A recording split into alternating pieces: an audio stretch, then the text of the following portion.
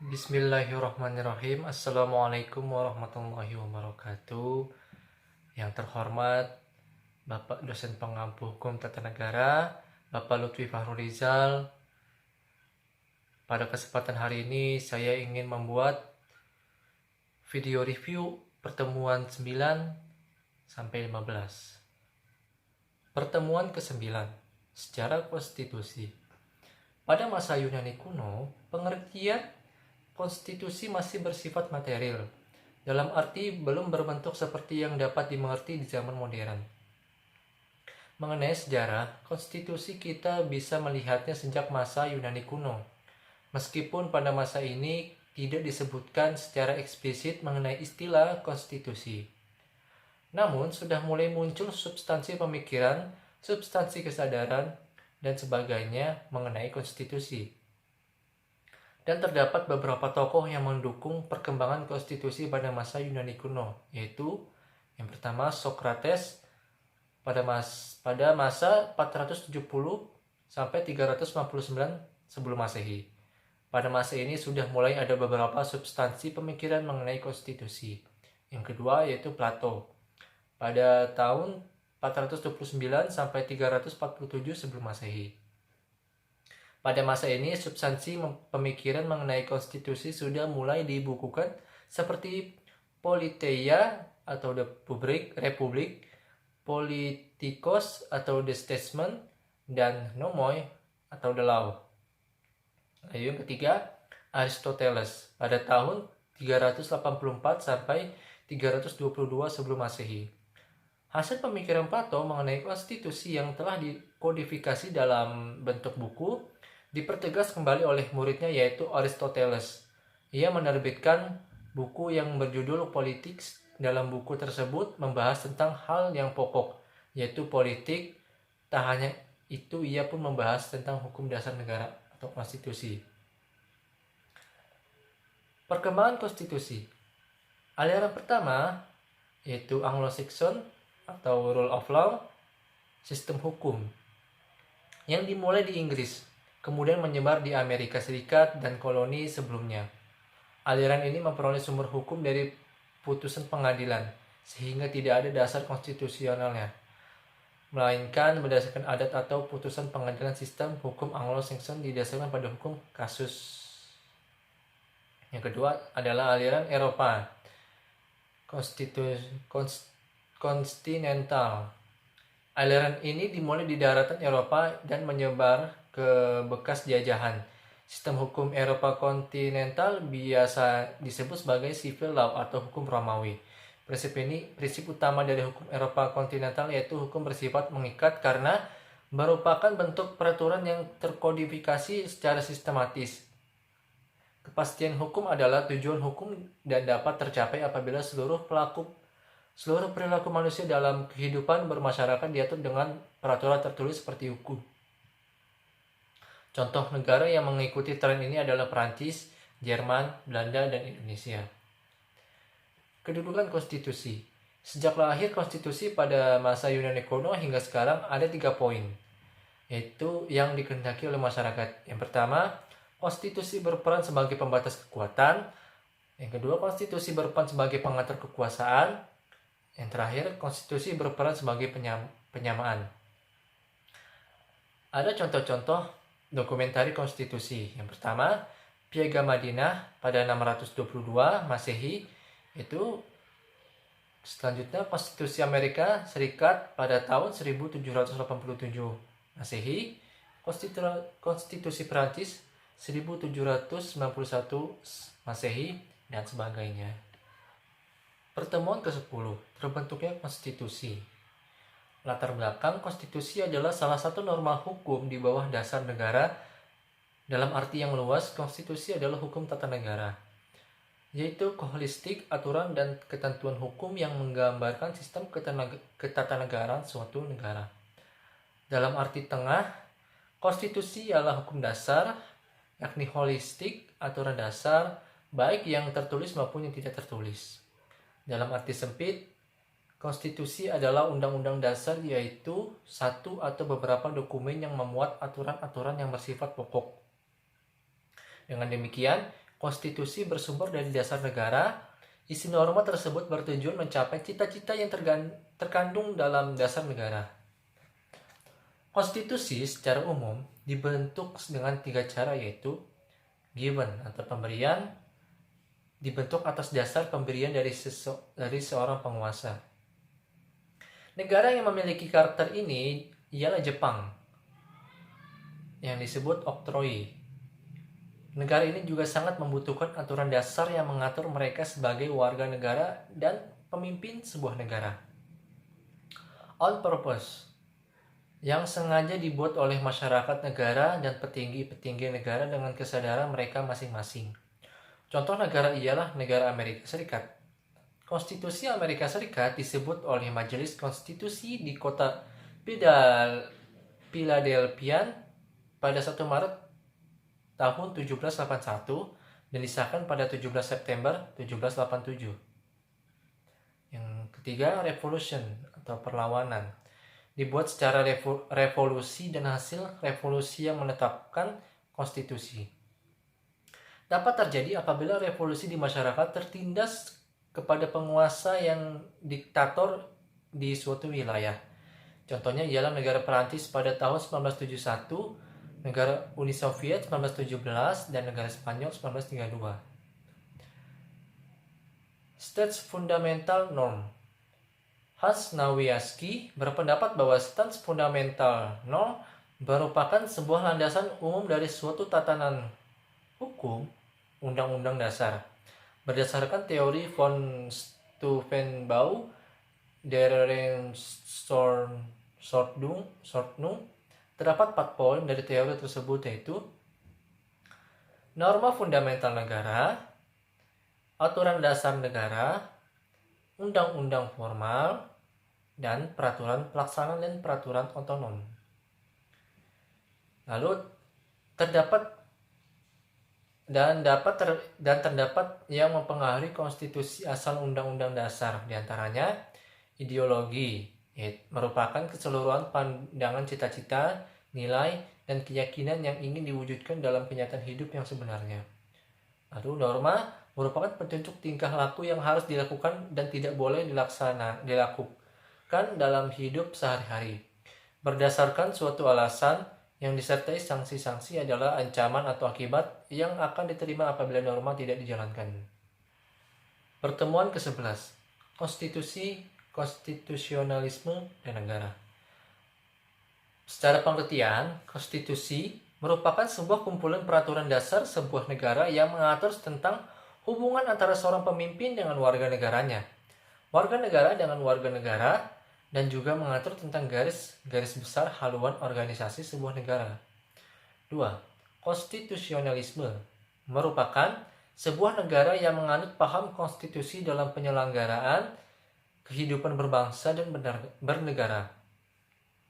Negara merupakan sebuah organisasi kekuasaan yang terdiri dari komponen-komponen seperti pemerintah yang berdaulat, rakyat, wilayah, dan pengakuan baik secara de jure maupun secara de facto. Dasar kepentingan konstitusi.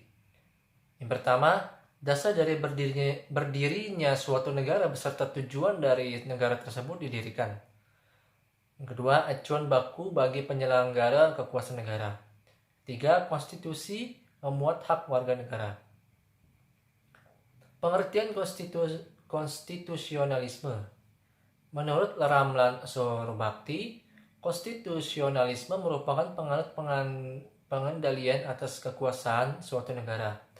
Lalu menurut pendapat beberapa tokoh seperti K.C. Ware sebagai instrumen di mana pemerintah dapat dikendalikan. Lalu pendapat C.F. Strong, dia mengemukakan bahwa kumpulan prinsip yang mengatur kekuasaan pemerintah, hak-hak pihak yang diperintah oleh rakyat, dan hubungan di antara keduanya. Lalu menurut James Bryce, kerangka berpikir masyarakat politik diatur oleh hukum.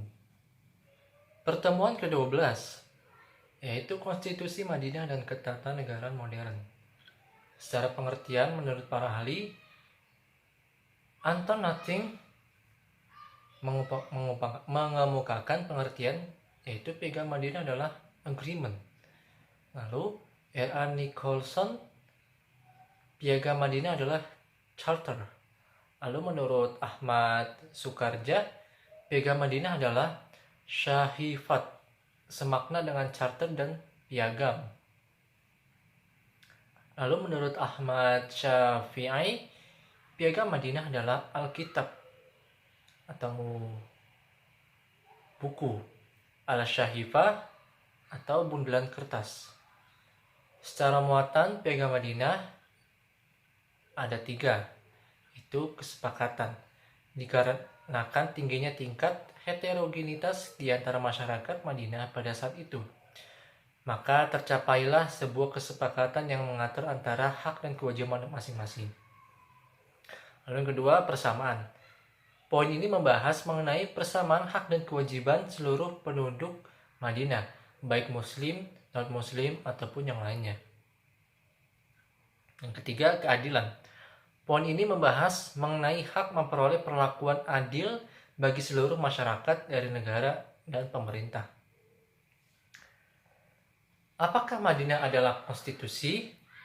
Terdapat beberapa golongan yang berbeda pendapat mengenai hal ini. Di antaranya ialah menerima. Yang pertama, menerima.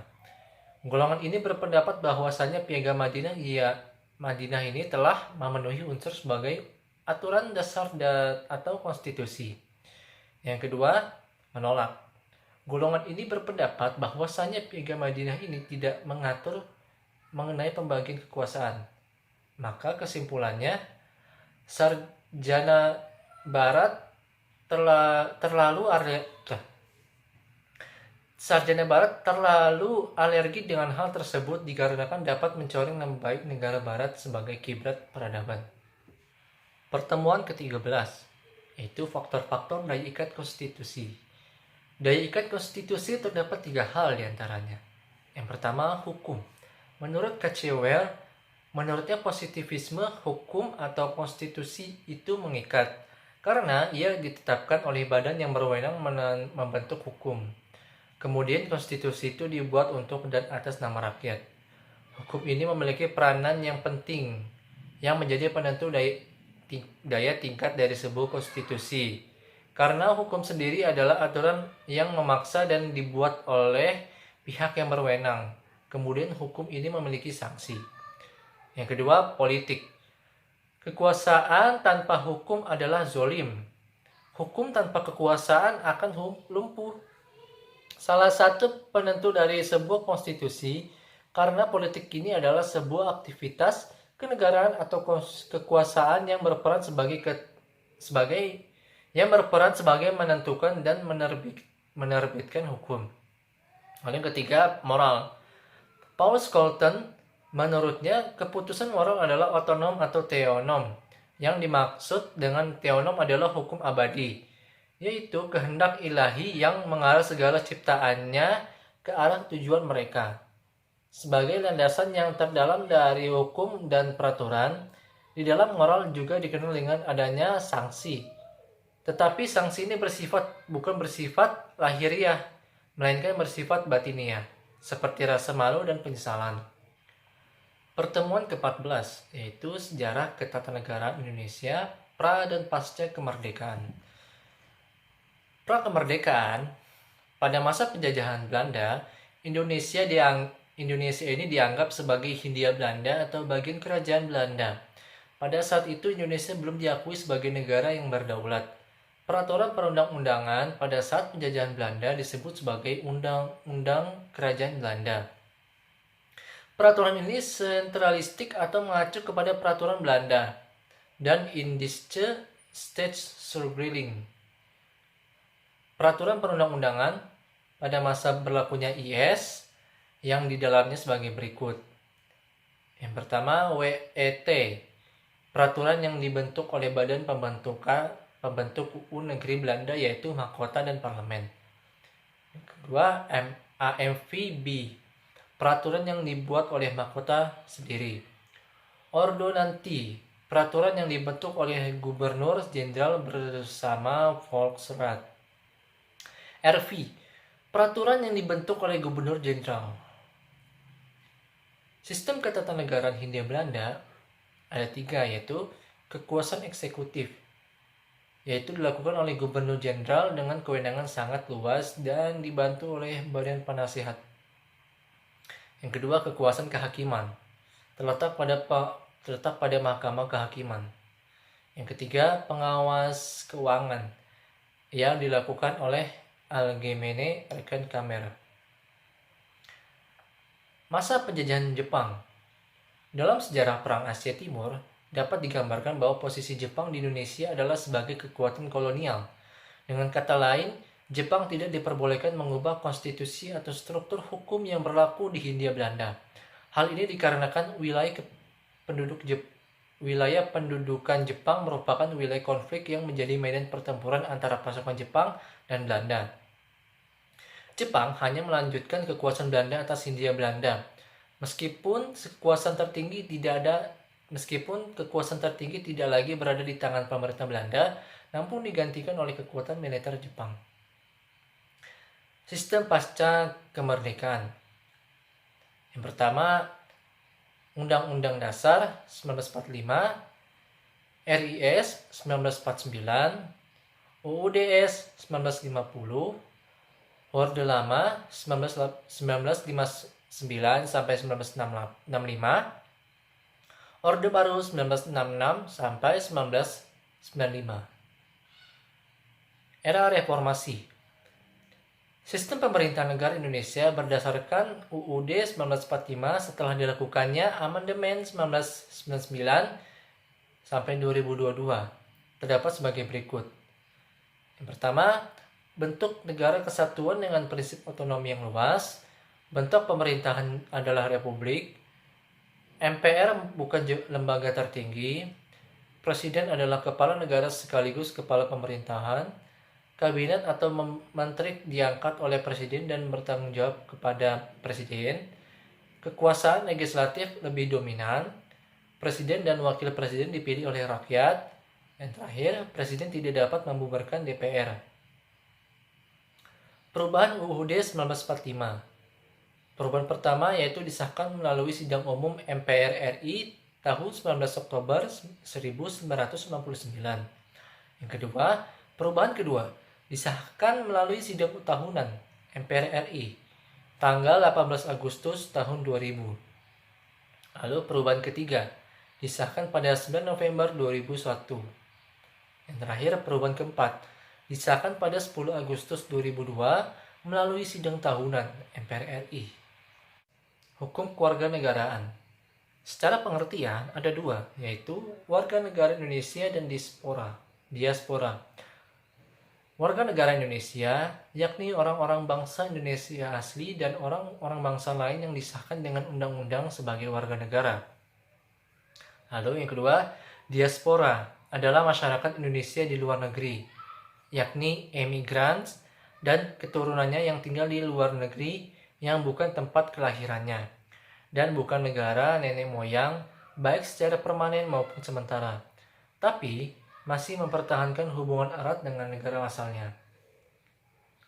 Asas kewarganegaraan Indonesia ada 4. Yang pertama, asas ius sanguinis merupakan asas yang menentukan kewarganegaraan seseorang berdasarkan keturunan, bukan berdasarkan negara tempat kelahiran. Yang kedua, asas ius soli merupakan asas yang menentukan kewarganegaraan seseorang berdasarkan negara tempat kelahiran yang diberlakukan terbatas bagi anak-anak sesuai dengan ketentuan yang diatur dalam Undang-Undang Kewarganegaraan. Yang ketiga, asas kewarganegaraan tunggal merupakan asas yang menentukan satu kewarganegaraan bagi setiap orang. Yang keempat, asas kewarganegaraan ganda merupakan asas yang menentukan sebagai kewarganegaraan ganda bagi anak-anak sesuai dengan ketentuan yang diatur dalam Undang-Undang Kewarganegaraan. C. Dui kewarganegaraan. Dui kewarganegaraan ada 3, yaitu dui kewarganegaraan terbatas, pada umumnya bertujuan untuk melindungi anak-anak di bawah usia 18 tahun yang lahir dari hasil perkawinan campur atau karena mendapatkan status kewarganegaraan karena adanya asas ius soli. Karena si anak merupakan hasil perkawinan campur otomatis, ia mempunyai status kewarganegaraan ganda, namun apabila si anak sudah menginjak usia 18 tahun atau sudah menikah, maka anak tersebut harus memilih salah satu kewarganegaraannya. Yang kedua, dui kewarganegaraan penuh. Layaknya di Armenia yang menerapkan wajib militer bagi warga negaranya yang sudah diakui oleh negara. Yang ketiga, dui kewarganegaraan bersyarat. Negara yang memiliki karakteristik kewarganegaraan. Yang pertama, Sri Lanka, Belanda, Jerman, dan Vietnam. Baik, kurang lebihnya saya mohon maaf. Wabillahi taufiq wal hidayah. Wassalamualaikum warahmatullahi wabarakatuh.